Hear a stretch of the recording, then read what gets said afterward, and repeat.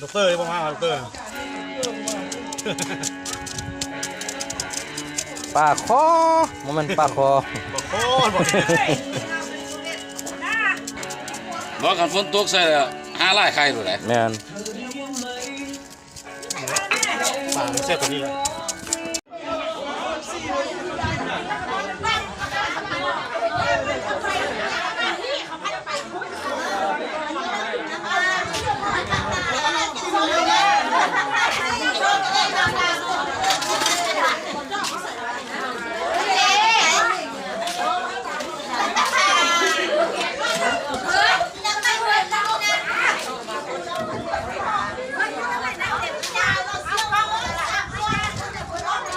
ตัวมูนนอนมาคนเดียวนี้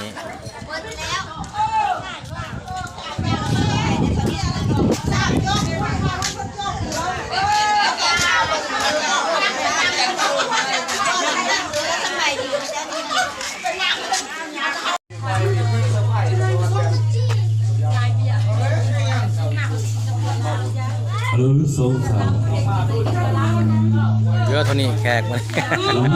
พี่น้องปอกไป2 3 2 3